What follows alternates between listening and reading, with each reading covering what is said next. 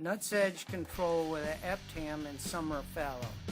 Nutsedge is one of the most difficult to control weeds in Arizona and worldwide. It is a perennial that spreads vegetatively with below-ground tubers that can stay viable for many years. Both yellow and purple nutsedge are common throughout Arizona.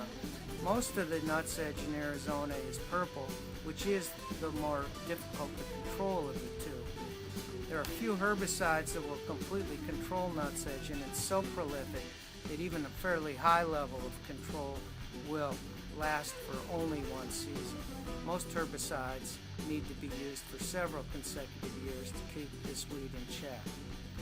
When nutsedge infestations get worse every year, it can become beneficial to combine summer fallow with chemical treatment to break the cycle and get nutsedge under control.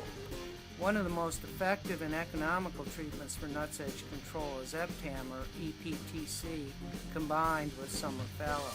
This technique can be highly effective, but it can also completely fail if proper application and cultural practices aren't followed. It was developed over 25 years ago, but it's still often misunderstood. The following 6 principles are important to understand this technique and use it effectively. Number 1, both above-ground shoots and below-ground tubers must be destroyed. Emerged shoots will provide nutrients for the production of new below-ground tubers. Viable below-ground tubers will produce new rhizomes, new basal bulbs, and above-ground shoots. Tillage and some herbicides such as glyphosate can be used to destroy above-ground shoots. The Eptam fallow treatment will destroy rhizomes as they attempt to reach the surface. Number 2, Eptam is one of the most volatile herbicides available. It is lost in several ways, including microbial and photochemical decomposition, but it most commonly is lost here in the desert Southwest by contact with water. It volatilizes with irrigation water, comes off the soil surface when it's wet, and it also leaches deep into the soil with the water. It should be incorporated in a dry soil where it will remain active for a much longer period of time. It should not be irrigated after application unless the objective is to move it down to contact deep tubers or to remove it in preparation for planting a susceptible crop. Number 3, Eptam works on those parts of nutsedge that are trying to grow, that being the rhizomes and the shoots.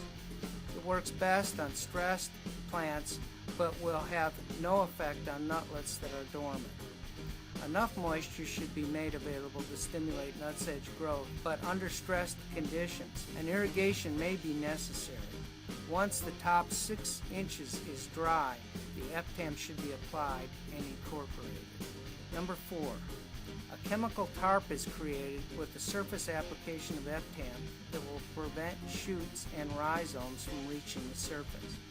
The surface should therefore be left as smooth as possible.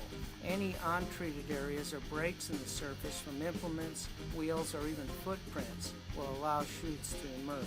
Number 5, Eptam should not be applied too early, that being April or May, because of the possible degradation prior to the period of rapid nutsedge growth, or too late, that being August or September, because of the decreasing growth and potential injury to fall planted crops. Number 6, to avoid injury to following crops, irrigate at least 30 days prior to planting. The Eptam label specifies do not plant cotton or crops not listed on the Eptam label for 90 days after application.